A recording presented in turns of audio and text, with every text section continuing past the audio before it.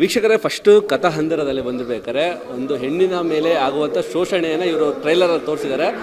So ಆ ಒಂದು gang ಇದೆಯಲ್ಲ, ಆ ಗ್ಯಾಂಗ್ ನಮ್ಮ ಜೊತೆಗಿದೆ. ಬನ್ನಿ, ಸಿನಿಮಾದ ಬಗ್ಗೆ ಏನು ಹೇಳ್ತಾರೆ, ಅವ್ರು ಇಷ್ಟಪಟ್ಟ ಸೀನ್ಗಳು ಯಾವೆಲ್ಲ ಹೆಂಗಿತ್ತು ಅನ್ನೋದು ಅವ್ರ ಹತ್ರನೇ ಕೇಳೋಣ. ಸರ್ ಹೇಳಿ ಸರ್. ಸರ್ ನಾನೇ ಪರಿಚಯ ಮಾಡಿಬಿಡ್ತೀನಿ.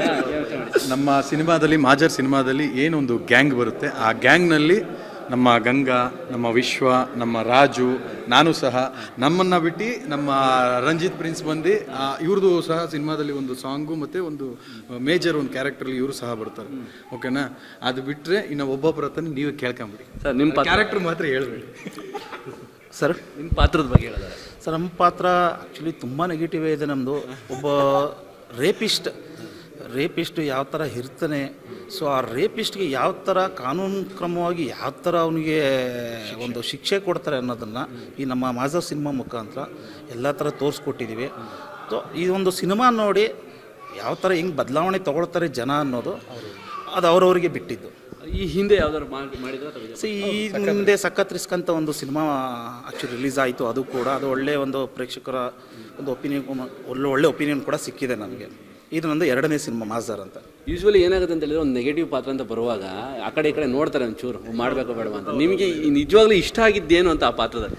ಸರ್, ಇಷ್ಟ ಆಗಿದ್ದನಕ್ಕಿಂತ ಆ ಕ್ಯಾರೆಕ್ಟರೇ ಇಷ್ಟ ಆಯಿತು ಸರ್. ಸೊ ಏನಕ್ಕೆ ಅಂದರೆ, ಈ ಥರ ಒಂದು ಕೃತ್ಯ ನಡೀತಾ ಇದೆ, ಅದನ್ನು ನಾವು ಒಂದು ಜನಗಳಿಗೆ ಒಳ್ಳೆ ರೀತಿಯಾಗಿ ಅದನ್ನು ಈ ಥರ ಮಾಡೋಕ್ಕೆ ಹೋಗಬೇಡಿ, ಸೊ ಒಂದು ಏನೋ ಒಂದು ತೋರ್ಸೋಕ್ಕೆ ಹೋಗಿದ್ದೀವಿ ಸರ್ ಅದನ್ನು ನಾವು.